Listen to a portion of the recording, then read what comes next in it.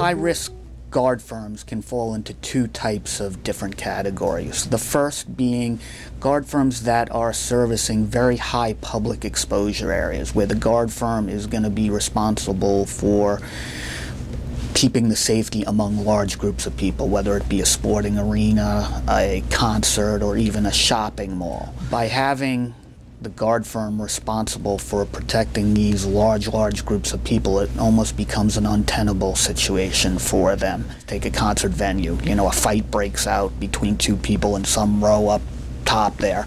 The guard firm is most likely going to be brought into a claim. There's going to be an allegation that they failed to provide adequate security.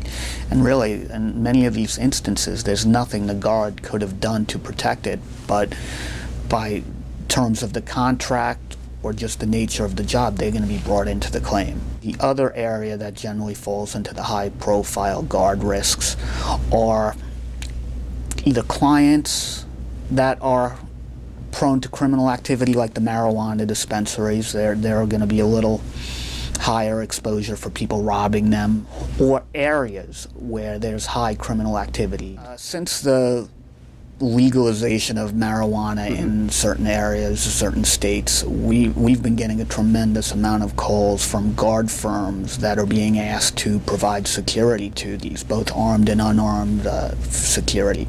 As it's a relatively new exposure, there's really no actuarial data on it or loss experience to see what the results are going to be. But we have seen some news stories involving shootings, robberies, and that type of incidents at these locations. We're viewing it as a higher profile type exposure, and until some more concrete data is gathered, we're going to kind of stay away from doing guard firms that service the marijuana dispensaries.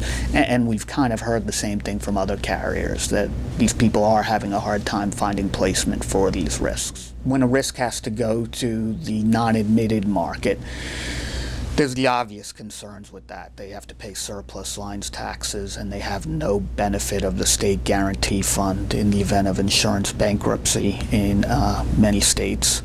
We see quite a few contract specs calling for the guard firm to, the client of the guard firm is requiring the guard firm to be insured by an admitted insurer. The non-admitted carriers we see servicing this industry, they tend to put some exclusions on the policy that really should be of concern to the guard firm. And where that comes into play is, most of the times guard firms, they look at their insurance once a year. When it comes up for renewal, they talk to their broker. The broker will walk through the terms and they'll say, oh, by the way, I got you this new cheaper proposal, but it's excluding special events work. Fine.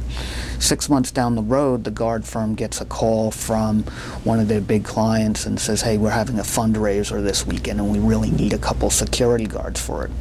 Guard firm thinks nothing of it. They're trying to keep their big client happy, and they go and do it, forgetting that they don't have coverage for special events.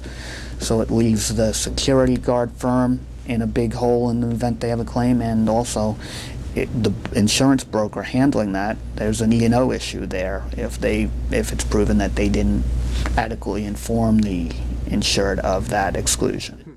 The security guard industry, there is a very desirable part of that from an insurance standpoint, and there's another portion of it that's viewed as higher profile and harder to insure. The lower profile guard firms have minimal public exposure, and they aren't servicing high profile clients with large groups of people.